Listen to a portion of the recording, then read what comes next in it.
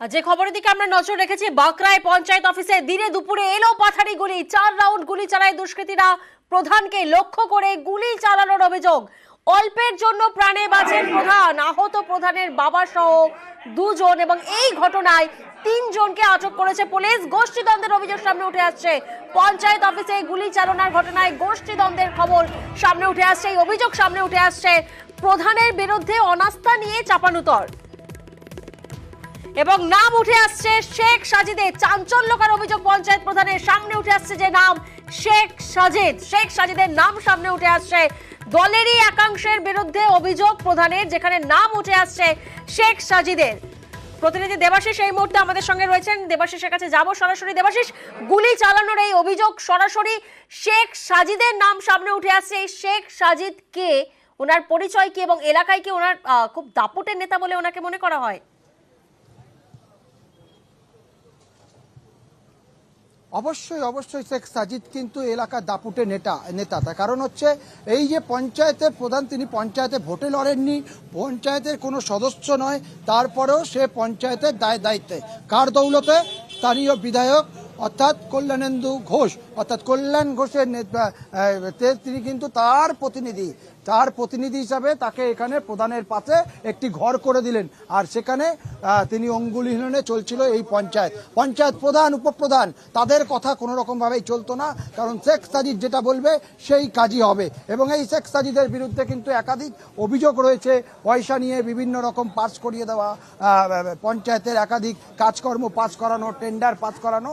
সেই কারণেই অর্থাৎ এই শেখ সাজিদকে সরাতেই পঞ্চায়েতের যে প্রধান বা পঞ্চায়েতের উপপ্রধান যে সদস্যরা রয়েছে তারা কার্যত এক হয়। তারপরেই তারা মিটিং করে একটি আইন তৈরি করে একেবারে কি বলবো, যে বসিয়ে দেওয়া রাজনীতি চলছিল সেটিকে বন্ধ করে দেওয়া এবং শেখ সাজিদকে সরিয়ে দেওয়া হয়।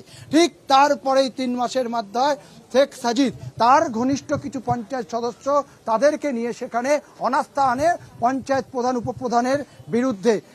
এখানে দলের যে নির্দেশ ছিল কোনো রকম অনাস্থা আনা যাবে না, দরকারে মিটিং করে সমস্যা মেটাতে হবে, কিন্তু তার ওপরেও তাকে অনাস্থা আনে। সেই অনাস্থাতেও কিন্তু পঞ্চায়েত প্রধানরা জিতে যায়। তারপর থেকেই শেখ সাজিদের লক্ষ্যে চলে আসে প্রধান টুকটুকি শেখ এবং তার উপপ্রধান এবং তার সদস্য বেশ কয়েকজন।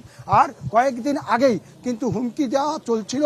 কয়েকদিন আগে, 2 দিন আগে প্রধান টুকটুকি শেখ তার বাড়িতে রাতের অন্ধকারে দুষ্কৃতীরা যায় এবং তাকে বলে পথ ছাড়তে হবে, নালে তাকে গুলি করে মেরে দেওয়া হবে। সেই হুমকির অভিযোগ চলে যায় থানাও তদন্ত শুরু করেছিল।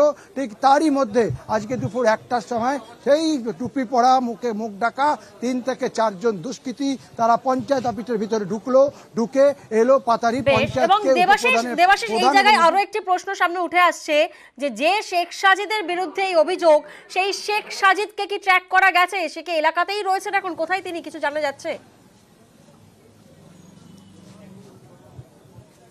দেখো, ইতিমধ্যেই শেখ সাজিদের যে ঘনিষ্ঠ 2 পঞ্চায়েত সদস্য তারা সেই ঘটনার সময় ভিতরেই বসেছিল, কিন্তু তাদেরকে কোনো রকম আক্রমণ করেনি।